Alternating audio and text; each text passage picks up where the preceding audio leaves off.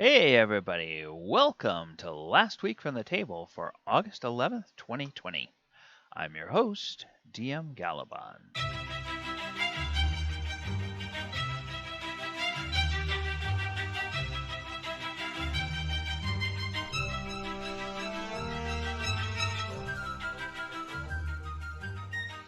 Hey everyone, Last Week from the Table. This is where we get together every week and we talk about what happened in the sessions of the two actual play D&D games that I run every week.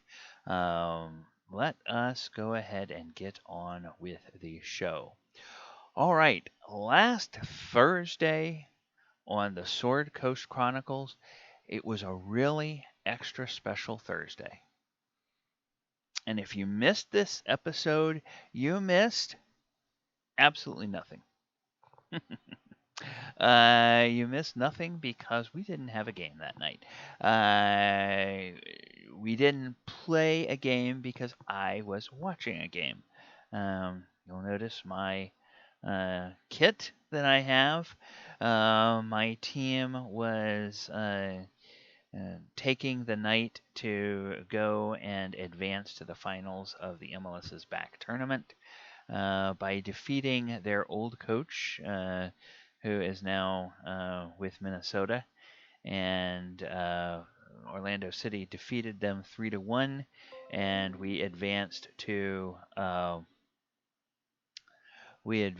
play Portland in Tuesday nights. So tonight's final match of the MLS's back tournament. So that's really exciting. Hoping that we will be able to win. We will justifiably be going into that match as the underdog. If you look back at the history of the two clubs over the last several seasons, our team has not made the playoffs since they came from USL and joined MLS. Meanwhile, it was just 2 seasons ago, I believe it was, that Portland was hoisting the MLS Cup trophy. They have a lot of players with championship experience with that club.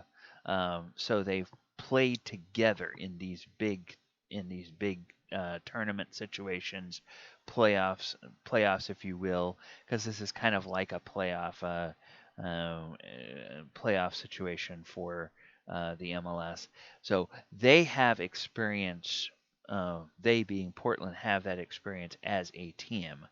Orlando City, on the other hand, we have a guy, Nani, who's won everything you can win in the world of soccer. He's won a World Cup. He's won the UEFA League Championship. He's won, FA Cups. He's won all kinds of championships all across Europe and global championships. So he's a very highly decorated player, one of the most decorated players in all of MLS. But aside from him, we don't really have a whole lot of guys that have done a whole lot in the playoffs. Now, the new coach this year, he has playoff experience in the MLS, coaching other teams, but he's new to our team. So this is all sort of a work in progress for our team. So, we're playing with house money right now. Um, the fact that they've made it this far is great. And the fact that they have a chance to play for a title is wonderful. We'll see what happens tomorrow. But won't surprise me if Portland wins that game just because of that experience factor of the team as a unit. All right. This Thursday, we will be having a game of the Sword Coast Chronicles, so you will be able to come and see me talk about D&D on a Thursday night, not talk about some other sport on a Thursday night. All right. And Sunday, 2 p.m., we do the Walker of Waterdeep. This is a 5e campaign, planeswalking campaign inspired by the game Magic the Gathering, where we are traveling to different planes from Magic the Gathering. Right now, the party is in Innistrad. They are in a mine called the Wrathridge Mine. They have spent several sessions clearing out that mine, trying to be able to get miners in there to work. Uh, Last session, they all had some crazy dreams, and in one of those dreams, Galabar, the barbarian, had his really fancy, nifty axe taken from him by a person in the dream, and when he woke up, the axe was gone. So this is creepy. But in this session, tucked in the mine, they found an even nicer axe. This is, in fact, a legendary axe. This is an axe out of Magic the Gathering. It is based on the obsidian axe um, from that game. And in my D&D, I have turned it into an artifact called um, Molak's Broadaxe. And it is uh, it's an axe that belonged to a legendary Furbolg hero that was a planeswalker. And in the hands of Galabar, who is a large half orc but who is not a giantkin, instead of being a broadaxe, it is actually a great axe. And so it deals damage as a great axe. And it has the weapon type of a great axe for him. And this is a scaling item. If you tracked this, if you tracked this show in the past, you will know that a couple of times different characters have run across scaling items. So that means that the item gets more powerful as the character gets to a new tier of playing. They're right now 7th level, so they're tier 2. So it has some properties that the weapon gained at tier 1. It has more properties that the weapon gained at tier 2. When they hit level 11 and move to tier 3, then this weapon will gain even more properties. And so he's very excited about what it can do already, but he will learn even more about it as time goes on, and it will reveal even more properties that it has. And just about the time he got that axe, uh, they were in the middle of trying to plug up a portal that leads to the Underdark, but they weren't quite fast enough in getting that done because a Drow priestess of Lolth showed up with 2 Drow mages and 2 spellcasting driders. And so they wound up fighting the party, and the Oyahusa, the monk, had an item that he had been carrying around for a long time, which is he had been carrying around a necklace of fireballs. So he took the entire necklace of fireballs and threw it into this portal, and basically killed. They already had some injuries, but he killed off the priestess of Lolth and both of the Drow mages, and who were using their levitation ability to just be hovering in this big giant chasm that leads down to the Underdark. So when they died, their bodies fell.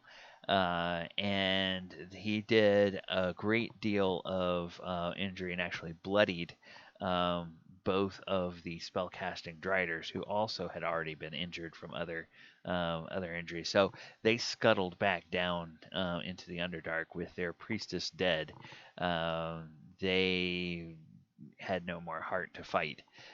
So that was good. The party managed to survive that attack, and they successfully sealed up the tunnel so that hopefully no more drow will come back there. But uh, they kind of have themselves to blame for that. They had discovered a bunch of Innistrad vampires living in the mine, and these Innistrad vampires were renegades from several of the different vampire houses. They didn't want to They didn't want to basically conform to the um, precepts of any of the existing vampire houses, so they kind of were all on this in this little enclave there, and through some incredible performance checks and persuasion, the bard managed to um, entice the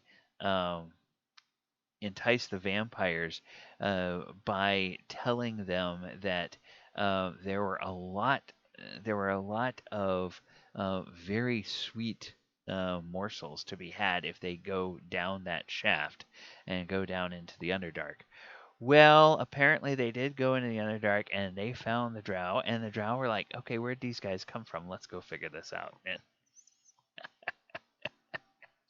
so, so that's kind of what happened there. Um, so next week we will probably start a traveling montage where we are traveling from the mine to another part of Innistrad that the characters need to go to in order to complete their mission in this plane and try to get back towards civilization. The dreams they had the session ago, those might be premonitions of what they will find. Basically they saw a large house in a swamp. The swamp is completely infested with all kinds of undead, including huge monstrous undead that are made by a bunch of human bodies sewn together and animated.